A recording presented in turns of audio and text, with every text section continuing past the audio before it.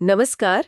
आज हम भारत के संविधान में दी गई कुछ बहुत ही अहम व्यवस्थाओं मतलब कॉन्स्टिट्यूशनल प्रिस्क्रिप्शंस पर जरा गहराई से बात करेंगे। नमस्ते। जी हाँ, ये विषय काफी महत्वपूर्ण है। हमारे पास कुछ दस्तावेज हैं, खास तौर पर देखा जाए तो अध्याय 55 की कुछ तालिकाएं हैं, टेबल्स हैं। ये हमें बताती हैं कि हमारे देश की जो मुख्य संस्थाएं हैं, बड़े पद हैं, वो कैसे काम करते हैं। हाँ, मतलब कौन उन्हें नियुक्त करता है, उनका कार्यकाल यानी टर्म कितना होता है, और भी बहुत सारी बातें। बिल्कुल। तो चलिए आज इस जानकारी के भंडार को खोलते हैं, इसको अनपैक करते हैं और समझने की कोशिश करते हैं कि हमारा ये पूरा संवैधानिक ढांचा, ये फ्रेमवर्क असल में चलता कैसे है। जरूर जरूर। ये तालिकाएं, जैसा आपने कहा, संविधान के व्यवहारिक पक्ष को, उसके प्रैक्टिकल साइड को दिखाती हैं। ये वो नियम हैं जो देश की पूरी शासन व्यवस्था, गवर्नेंस सिस्टम की नींव रखते हैं। सही कहा। और ये जानना हम सबके लिए जरूरी है कि कौन सी संस्था, कौन सी बॉडी कैसे बनती है, किसके पास क्या अधिकार है, क्या जिम्मेदारियां हैं, और ये सब संविधान में कैसे लिखा गया है। हाँ, क्योंकि संविधान ही तो सर्वोच्च कानून है। सब कुछ उसी के दायरे में होता है या होना चाहिए। तो शुरुआत कहाँ से करें? मेरे ख्याल से सबसे पहले इन संस्थाओं की बनावट यानी उनकी कॉम्पोजिशन को देखते हैं। हाँ, ये सही रहेगा। स्ट्रक्चर समझना पहला कदम है। ठीक है। तो जैसे सबसे पहले बात करते हैं केंद्रीय मंत्रिपरिषद की, सेंट्रल काउंसिल ऑफ मिनिस्टर्स की। अनुच्छेद 74 में इसका जिक्र है। इसमें कौन कौन शामिल होता है? देखिए, इसमें सबसे प्रमुख तो प्रधानमंत्री होते हैं, प्राइम मिनिस्टर, और फिर उनकी सलाह पर राष्ट्रपति द्वारा नियुक्त किए गए अन्य मंत्री होते हैं। ये सब मिलकर बनाते हैं मंत्री परिषद। अच्छा। और फिर आती है हमारी संसद, पार्लियामेंट। अनुच्छेद 79 इसके बारे में बताता है। जी, संसद के 3 अंग हैं, राष्ट्रपति यानी प्रेसिडेंट, और 2 सदन, राज्यसभा काउंसिल ऑफ स्टेट्स और Lok Sabha house of the people. और इन सदनों में सदस्यों की संख्या भी तय है ना? हाँ, मोटे तौर पर संविधान कहता है कि राज्यसभा में अधिकतम 250 सदस्य हो सकते हैं और लोकसभा में पहले 552 थे, लेकिन अब आंग्ल भारतीय समुदाय के मनोनयन का प्रावधान हटने के बाद ये संख्या प्रभावी रूप से 550 हो गई है। अच्छा, ये बदलाव हुआ है, ठीक है। और न्यायपालिका की बात करें तो सुप्रीम कोर्ट यानी उच्चतम न्यायालय, अनुच्छेद 124 इसके बारे में बताता है।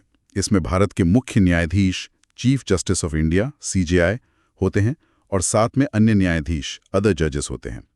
इनकी संख्या संसद कानून बनाकर तय कर सकती है। तो संसद तय करती है जजों की संख्या, ये दिलचस्प है। हाँ, यहाँ एक पैटर्न सा दिखता है। संविधान कहीं कहीं तो सदस्यों की संख्या बिल्कुल साफ साफ बता देता है, जैसे लोकसभा या राज्यसभा के लिए एक सीमा तय कर दी।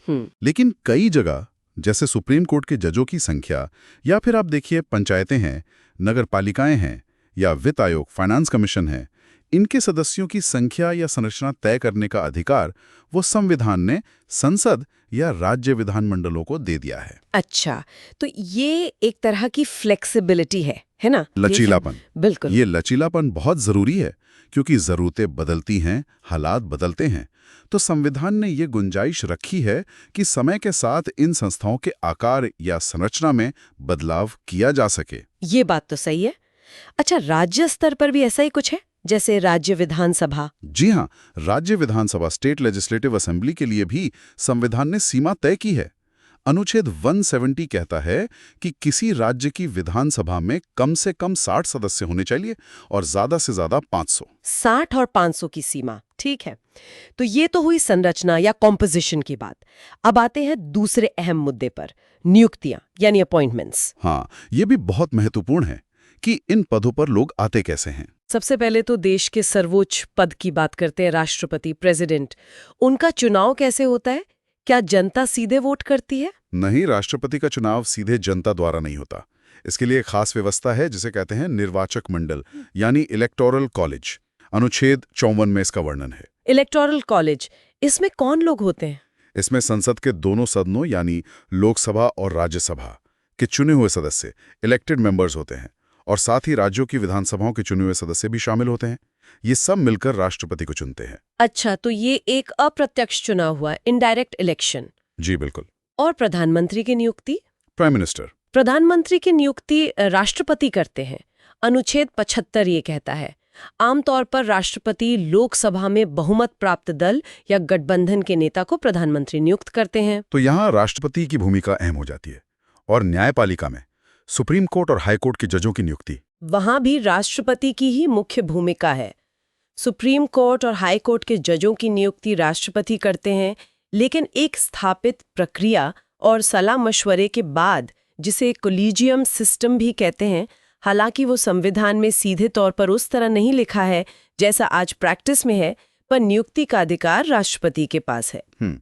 तो अगर हम इस पूरी तस्वीर को देखें, इन नियुक्तियों को एक साथ रखकर देखें, तो एक बात साफ होती है। क्या? कि कार्यपालिका यानी एग्जीक्यूटिव और खास तौर पर राष्ट्रपति प्रेसिडेंट के पास कितनी ज्यादा और कितनी महत्वपूर्ण जिम्मेदारियां हैं नियुक्तियों के मामले में, जरा सोचिए। हाँ, सोच रही हूँ। प्रधानमंत्री, मंत्री, जज। सिर्फ वही नहीं, राज्यों के राज्यपाल, गवर्नर, उनकी नियुक्ति राष्ट्रपति करते हैं। भारत के महान न्यायवादी अटॉर्नी जनरल, वो भी राष्ट्रपति द्वारा नियुक्त होते हैं। नियंत्रक एवं महालेखा परीक्षक यानी CAG, उनकी नियुक्ति भी राष्ट्रपति करते हैं। CAG भी? अच्छा। हाँ, और मुख्य चुनाव आयुक्त, चीफ इलेक्शन कमिश्नर और अन्य चुनाव आयुक्त, उनकी नियुक्ति भी राष्ट्रपति करते हैं। संघ लोक सेवा आयोग UPSC के अध्यक्ष और सदस्य, उनकी नियुक्ति भी राष्ट्रपति ही करते हैं। अरे वाह, ये लिस्ट तो काफी लंबी है। मतलब राष्ट्रपति के पास नियुक्तियों का बहुत बड़ा अधिकार क्षेत्र है। बिल्कुल, ये दिखाता है कि एग्जीक्यूटिव हेड के तौर पर राष्ट्रपति की भूमिका कितनी केंद्रीय है। लेकिन इसमें एक संतुलन भी है। संतुलन कैसा? संतुलन ये कि जहां इतने सारे महत्वपूर्ण पदों पर नियुक्ति राष्ट्रपति कर रहे हैं, वहीं दूसरी तरफ लोकसभा के सदस्य जो सीधे कानून बनाते हैं, उनका चुनाव सीधे जनता कर दिए, अनुच्छेद 81 के तहत। हाँ, ये तो सीधा लोकतंत्र है, डायरेक्ट डेमोक्रेसी का तत्व। सही कहा। तो ये एक तरह का संतुलन है। कुछ पद ऐसे हैं जहां शायद स्थिरता, विशेषज्ञता और निष्पक्षता ज्यादा जरूरी मानी गई, इसलिए नियुक्ति की प्रक्रिया रखी गई। और कुछ पद ऐसे हैं जहां सीधा जनादेश, डायरेक्ट मैंडेट सर्वोपरि है। ये बहुत दिलचस्प नजरिया है। नियुक्ति की व्यवस्था में भी एक संतुलन साधने की कोशिश। जी। अब नियुक्ति के बाद बात आती है योग्यता की, खासकर उम्र की। हाँ, आयु सीमा, एज लिमिट्स। कई पदों के लिए न्यूनतम आयु तय है संविधान में। बिल्कुल। जैसे अगर किसी को राष्ट्रपति या उपराष्ट्रपति, वाइस प्रेसिडेंट बनना है, तो अनुच्छेद 58 और 66 के अनुसार उनकी उम्र कम से कम 35 साल होनी चाहिए। 35 साल, ठीक है। और संसद सदस्य बनने के लिए, MP बनने के लिए? उसके लिए अलग अलग है। अगर लोकसभा का सदस्य बनना है तो न्यूनतम आयु 25 साल है, और अगर राज्यसभा का सदस्य बनना है तो न्यूनतम आयु 30 साल होनी चाहिए। यह अनुच्छेद 84 में दिया गया है। अच्छा, लोकसभा 25, राज्यसभा 30। ये अंतर क्यों रखा गया होगा, कुछ अंदाजा? आमतौर पे ये माना जाता है कि राज्यसभा, जिसे उच्च सदन भी कहते हैं, उसमें ज्यादा परिपक्वता और अनुभव वाले लोग आए, तो शायद इसलिए उम्र की सीमा थोड़ी ज्यादा रखी गई है, 30 साल। लोकसभा को युवाओं का प्रतिनिधित्व करने वाला सदन भी माना जाता है, तो वहां 25 साल। हाँ, ये तर्क संगत लगता है।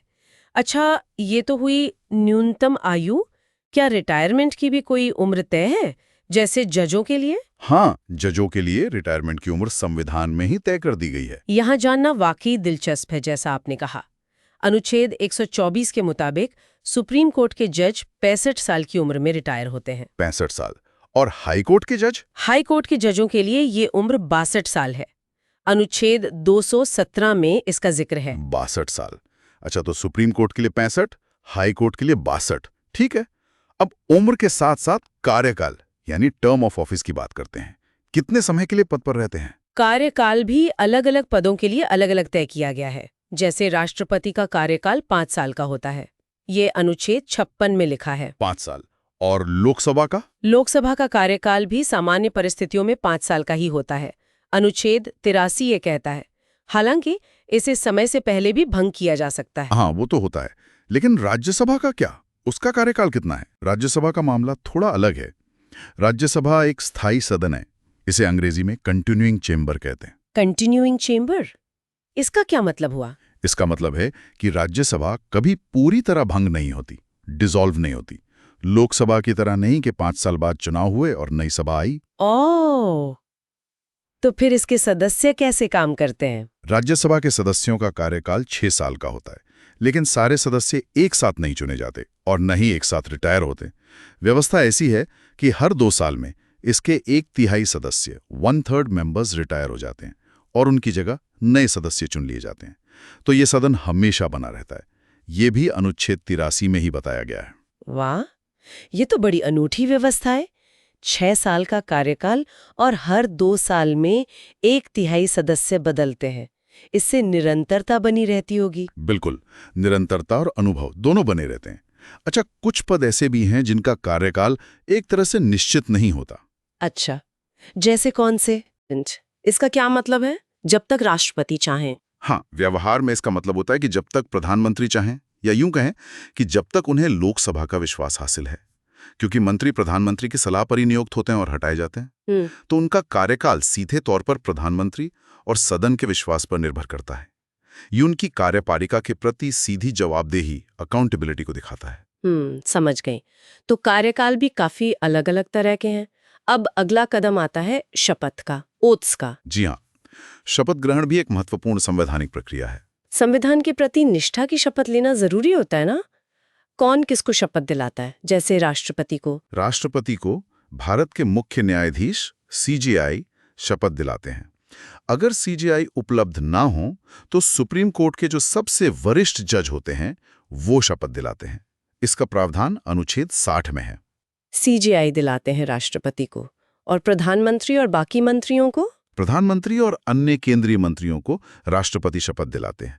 ये अनुच्छेद 75 में है। ठीक है। तो ये शपथ लेना, ये महज एक औपचारिकता है या इसका कोई गहरा मतलब भी है? नहीं, ये सिर्फ एक रस्म या औपचारिकता बिल्कुल नहीं है। ये एक बहुत गंभीर संकल्प है, एक वचन है। शपथ लेकर वो व्यक्ति संविधान का पालन करने और कानून के शासन, रूल ऑफ लॉ को बनाए रखने की प्रतिज्ञा करता है।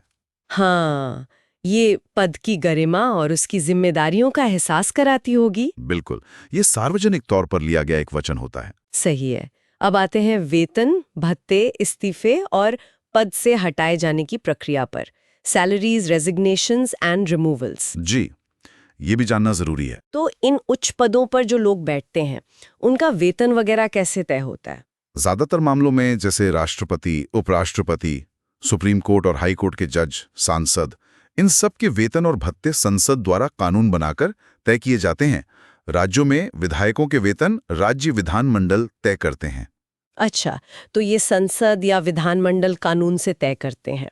ठीक है। और अगर किसी को पद छोड़ना हो, इस्तीफा देना हो, रेजिग्नेशन? उसके लिए भी एक निर्धारित प्रक्रिया है।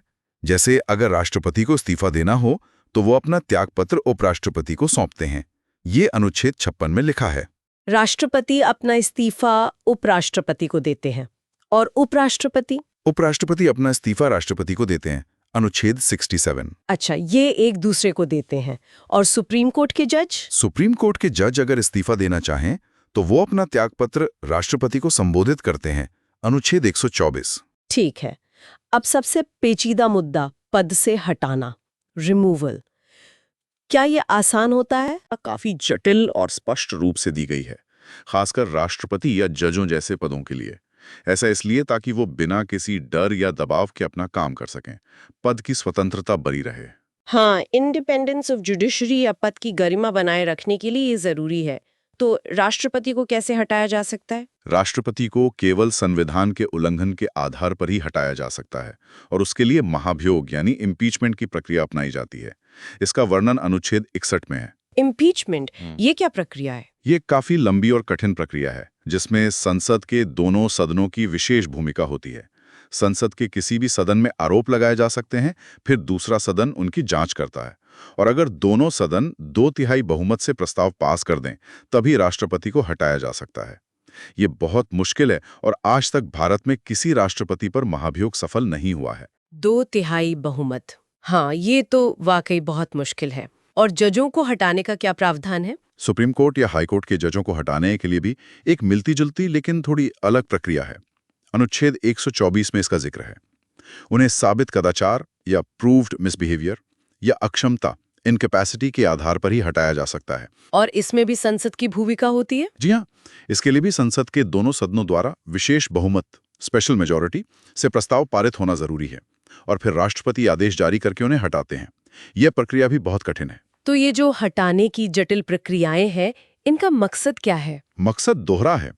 एक तरफ तो ये पद की स्वतंत्रता सुनिश्चित करती हैं ताकि वो बिना दबाव के काम कर सकें।